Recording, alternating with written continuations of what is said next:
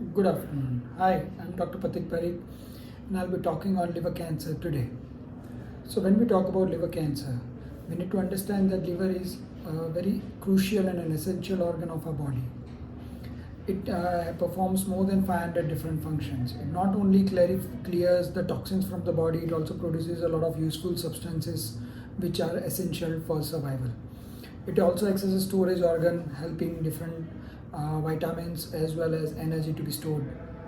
So, whenever liver gets hit by certain insults, this insults would eventually repeated insults would eventually lead to the development of liver cancer. So, what are the causes of this liver cancers? The most common cause that we see in India is hepatitis B. And the unfortunate part about this virus is it does not always need development of cirrhosis or an end-stage liver disease before the development of liver cancer. The other common causes are hepatitis C, fatty liver disease, alcohol-related liver disease, or in fact any cause of cirrhosis would lead to development of liver cancer. The risk is around 3 to 5% per year once you develop cirrhosis. The risk is much higher if you are suffering from hepatitis B. So these are most common, but even if you are suffering from certain rare genetic diseases for the liver like alpha-1 antitrypsin deficiency, Wilson's disease, hemochromatosis, or porphyria cutaneata, there still remains a risk of development of liver cancer. So liver cancer is usually asymptomatic. You would not have symptoms till very late. The symptoms, if they come, you are usually very non-significant, like mild discomfort in your right side of your rib cage, or there may be just symptoms of gas, dyspepsia. Occasionally there may be loss of appetite, loss of weight, there may be development of jaundice, there may be development of fluid in the tummy. All this occur quite late. Usually they are asymptomatic, and that is the reason we should all be looking for liver cancers before they develop any symptoms. And for that, what we need is a screening program. So and if you are suffering from an liver disease, what you need is a regular 6-monthly ultrasound and a blood test to know if you are developing liver cancer, and sometimes that may need further evaluation. So when we talk about screening, and once we suspect that there might be a risk of liver cancer, what we advise is certain imaging test, which includes a CT scan and an MRI report. Not often, unlike other cancers, do we require a biopsy.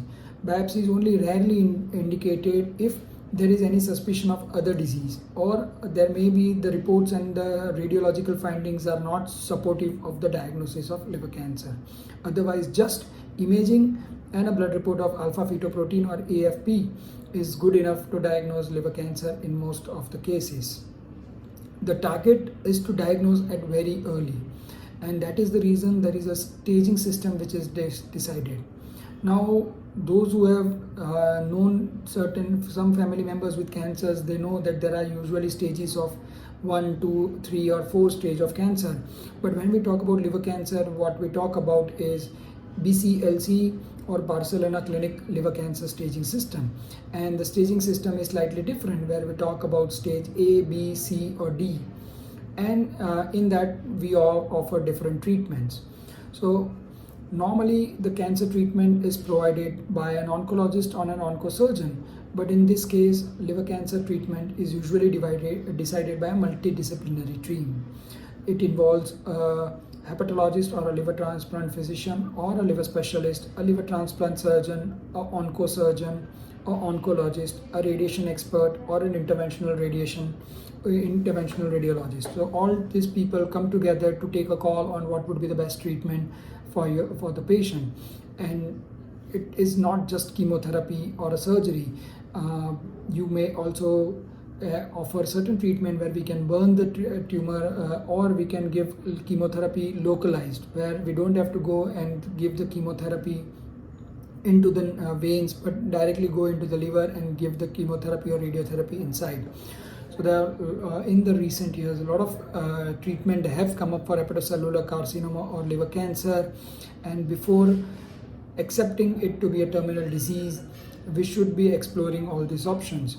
So if you know somebody who suffers from liver cancer, or if you want to know more about liver cancer, please contact your liver specialist or hepatologist, and they would be the best person to take a call on which would be the best treatment for you.